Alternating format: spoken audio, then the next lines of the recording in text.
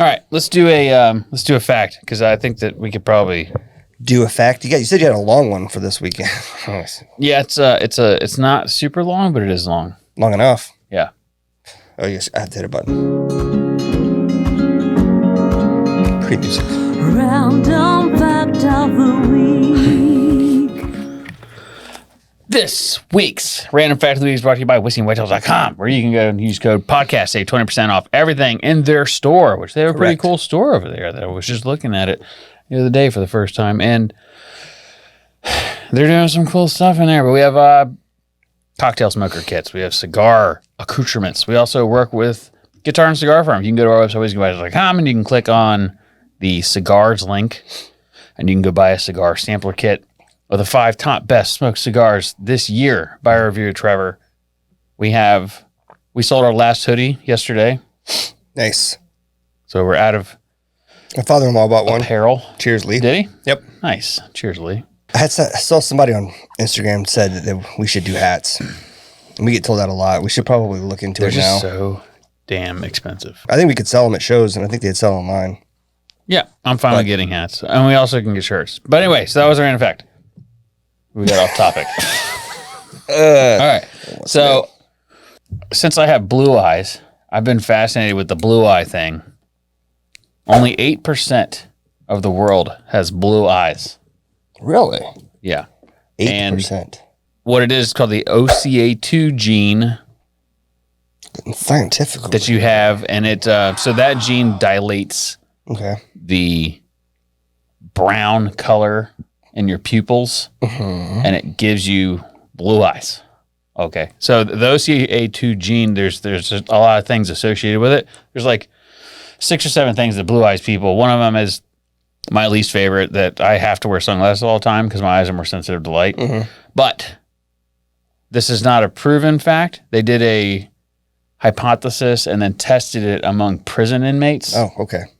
And it worked. Their hypothesis worked. And then they tested it again somewhere in Sweden, and it worked as well. Interesting. So, this is the fact of the week. Blue-eyed people have a higher tolerance to alcohol than dark-eyed people. Interesting. And because blue-eyed people can drink more, that means that they can get their body more dependent on it. So the majority of people with alcohol dependency problems are blue-eyed. Wow. Yeah. Found that interesting.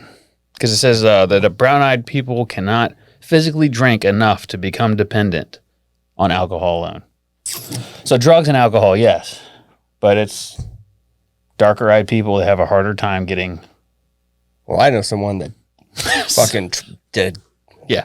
It's not a rule. It's a fucking general statement. I also know people with dark eyes. Excellence in everything he did. Yeah. He was just... good for him. Yeah, but he was a hard driver. Hard charger? Yeah. He also had a lot of reasons to drink, I think. I think this just means like normal people. Was that to him? Yep. Why not? I'll give him one too. Yeah. It's that's wild though. That but I mean it makes sense that there would be there's genetic or physiological issues that certain people from certain ethnicities have that make them more susceptible or make it harder for them to process alcohol because they lack or have less of a particular enzyme. Well, it's like the Asian flush. Yeah, that's what I was alluding to. I didn't know if we should say Asian on here. Oh, you can't say the name of a country, of a continent? I don't know anymore. That's crazy. I don't know anymore. It sucks that I have to even think that way. But we're going to stop thinking that way. Yeah, so that, it makes sense that there would be other physical drivers that would make someone able to handle more liquor. So yeah. Sounds interesting, but I'm not totally surprised, I guess. Yeah. I found that's the trade-off for having to wear glasses all the time. You can have more drink. Yeah. Because I always say that chassis. This chassis is built for drugs and alcohol. That's what I've been saying for years. I wish I could still do drugs. I'd be really good at it. You know the shirts from Big Lebowski, it's just the dude standing there in his robe. Yeah. That's the shirt. Yeah. You should get a shirt like that made of yourself going like this, and it just says this chassis. This chassis? Nobody would get it, but it would work. Nobody has to get it. It would just be... I could probably make like one-off cell phone cases so they wouldn't be super expensive. There you go. Oh, I had something to bring up. If anyone's listening that's into Scotch, I have a friend. It's actually our lawyer. Our lawyer has a 21-year Dalmore. They brought 1,000 of them to the United States. They retail for $800. Not going to get it for that. But if you know anyone that's looking for it, I don't mind helping him out and pushing people that way. So hit us up on Instagram or info@whiskeyandwhitetails.com if you know anybody looking for that special bottle there. That is a very, very specific. Yeah, that's why I said I'll bring it up because maybe somebody that's listening will know somebody that wants it. But here's the catch. If nobody wants it, we're going to throw it and break it. He wants to come on the podcast and talk lawyer stuff with us and drink it with us. Then cut that part out of the because I will 100% drink. You want some more? Yeah, I have. This is really good. There's like an apple to it. Yeah. We haven't had this in a while. It's been sitting here. I haven't had it in a while. Oops, this is like a little more. Sorry, you want some more? No, it's probably like I don't care, but this is probably like a almost 2-year-old bottle now, which hasn't changed flavor at all. It's exactly as I remember. I like the stuff at the bottom. What? It's gonna mess up. There's just sediment and stuff at the bottom because it's. Yeah, that's why the video they were talking about yesterday with Freddie. With Freddie. Yeah. You know what's funny is we basically said that. That has nothing to do with the cork, but tipping the bottle is good to move the stuff around, and that your whiskey will not change in the bottle. It takes 3 years for liquid to oxidize, so neck pours is not a thing. And everybody's like, "You're not correct," even though we were told that by a scientist that knows about how to oxidize whiskey. Some other guy says but Freddie Gray says it, and everybody's like, "I love that." Granted, I knew that. I'm not saying that I have as much credibility as Freddie, but I am an executive bourbon steward. Yeah, we have the highest certification you can get in the bourbon industry. So stupid. Okay. Let's cheer for us. Hey, thanks. So I'm excited to not have to work the market this weekend. Yeah, so am I. I have a lot of stuff to get done that I've been putting off around the house, stuff for the company, stuff, just personal stuff. And I'm actually looking forward to being a responsible adult, waking up early, getting some of those things done. My father-in-law is coming in and mother-in-law coming in on Saturday. Yeah. What's up, Lee? Just for the day, I think. And they're heading back Sunday because they have a crazy dog that they can't leave with somebody else for too long. Just out of respect for the individual watching the dog. Yeah. But yeah, they'll come hang out for a day, and he actually has something he's doing. What do you have to do? I can't tell you on the podcast. I'll tell you afterwards. But okay. What do you have to do? Oh, what do I have to do? Yeah. I'm working on. I have 2 guns that need to be cleaned that I've been neglecting. They just need to be cleaned. I have products to continue making so that I can get you a lot to start working on branding. Should be around 100 of them. And I need to make the bow hangers. We're getting prepped for a show. So getting all the products and stuff caught up on that. And then I need to work on the advertising slicks for our class for both hunt clubs and other stuff. And I'm having a hard time. I've been trying to research, but liquor laws are hard to research state by state. I'm trying to find states that allow sales of things other than liquor in their liquor stores. Yeah, so we can drop sales slicks to them. Yeah, but it's an ongoing thing. Yeah, I get frustrated and I stop and I pick it up later. But just shit like that, man, that I've been putting off. I need to get caught up on our sales and use tax for the store. I get late on that all the time. Just business stuff, man. Yeah. Just get caught up in the operation of the business so much that I did log into QuickBooks the other day, and you have a lot of transactions to go through. Fuck off! I know.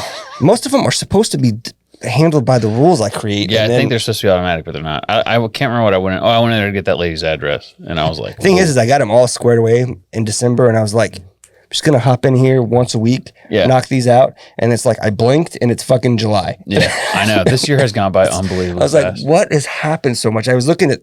I have a list of the goals that we set for this year for the company. All the things that we said we would do. We had plenty of time to do, and now it's like July, and I'm like, did we even start? We hadn't fucking started some of these. I mean, it's just, and it is what it is. I think we're gonna do a lot more shows next year and less market.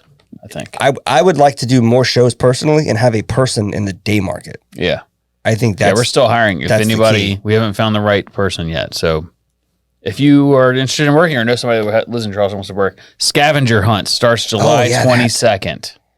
Get fucking ready. $1,000 worth of stuff. We have cigars. We're going to give away a cigar sampler pack. There's going to be bourbon in it. Pretty much everything. Well, And a bunch of stuff from our store. We haven't decided the full package yet, but it's going to be $1,000 prize. And Matt has been doing all the research. I'm deep in it. And he's been sending it to me, and I've been reading it and sending him feedback back here and there. This is not going to be some... This will be hard. 1 or 2 page sentence. You're like, oh... This will be hard. We got to go down to the battery, or we got to go down to these really obvious. You're going to have to research. You're going to. I'll tell you this. You're going to get these clues, and it's going to take. Some people are not going to finish this. Did I tell you where I'm putting it? The final destination? Yes. Well, unless it's changed. We talked about it briefly yesterday, I think, but you don't tell me now. But yeah, it was somewhere where you're going to be able to see, so you can monitor. Yes. Okay. So I think we're just no one's going to find it. But there's just a heads up. The South Carolina Bourbon Club has given me permission to advertise and put it in there. There's 1,200 people in there. 1,200. So 1,200 people will be getting the drop on it at the same time as everyone else. And it's the reason we're doing it is because all it costs you is a little bit of gas. Other than that, it's a free thing that you can get out and do for the weekend. But this will not be a 1 hour event. You will not complete this in an hour. I'll be surprised if you complete it at all. I have to make it hard. We should make a plan. I have to make it hard, and it will be hard. And it's and I think 1 day only, right? You can do it. I don't care how long it sits there. It can sit there for a month. Damn. Okay. I don't care how long it takes for you to find it, but you will not find it in an hour. So you want to plan half a day. It's supposed to be a thing to get you out of your house and doing something that's fun, but it's going to give you a nice tour around Charleston. You're going to have to go to all the spots. You won't be able to cheat it. The other part of it was, I think we're going to start it at one of the distilleries here. I need to stop by and talk to Scott and see if that way you come in, buy a drink, or you don't have to, but you know. Start your day off. Start your day off at a distillery, and then. I think it's a great idea. Yeah. We should make it a point, wherever it is that we choose to start it, we should hang out there a little bit that day and just greet people, say hi. We're going to do. Shake hands, thank people, downtown, kiss babies. It will be Charleston, so we won't be in Somerville, won't be in Monk's Corner. It'll be downtown. No, it won't be Mount Pleasant. There's a lot of downtown. I'm not going to give it away, but downtown, West Ashley, James Island. It'll be somewhere in those, maybe all three, maybe one, maybe two. From a logistical standpoint, it makes sense the way it's being set up, and I don't give any more away. It just makes sense. Yeah, we're going to do a full video explaining it all. Don't worry. And that'll come out once we're ready. But we've picked a date, and that is July 22nd. It's a Friday or it's a Saturday. It's a weekend day. But we'll give you the tips to... 22nd's a Friday. Yeah. So Friday, probably, I'll make it fair and do it like Friday evening. Yeah. That way you can first one up Saturday morning, get started. It's going to be fun. I'm excited, man. Yeah. It's going to be cool. I'm excited to go. So Andy and I are going to go. We're going to start Friday. We're going to go drive around and find the map and the story we want to tell. Yeah, we need to come up with a good hashtag for it. I'm going to make sure if you will have an advantage if you listen, like the things that we're into. You'll have a little bit of an advantage because you'll be thinking like me. You'll be thinking like Gus. So I like certain things. If they listen to this, I like to the history. podcast and to watch. Yeah, there's going to be some history in it. So that's what I didn't want to say earlier. Is the topics and things for the clues. That's why the locations are being chosen. It makes sense for that. It's not. We can give some tips here because if you hear the tips here, you kind of deserve to have a heads up. Yeah, if you're on the podcast and you're listening this far, it will be history. It's probably going to start at High Wire Distilling. That's probably where we'll start, and you'll have to. So each place that you find that fits the story, you will have to go to that place, and there will be something there. And I'm going to make it like a riddle or a very vague clue for each step, and you'll have to fill in the rest. In order to figure out the next step. So it's... Even if it's not High Wire, the starting point is very likely going to be a distillery. So... It'll probably be High Wire, though. I believe it. We'll have to look at their hours. Because if they don't open until like 4, then that's not going to work. Oh, that stinks, yeah. Or we could pick something outside the building. Yeah, probably that, just to be sure. We'll know more. I'm starting tomorrow. So tomorrow, I have the day off. Tomorrow I'm going to mow the yard, work on the motorcycle for a little bit, clean around some stuff, and then we're gonna head out and start trying to figure out what's going on. Nice. But yeah, so Cool. I think I'm done. I think I'm ready to start my weekend. Same. Thanks for hanging out. Yeah. Thanks. Bye.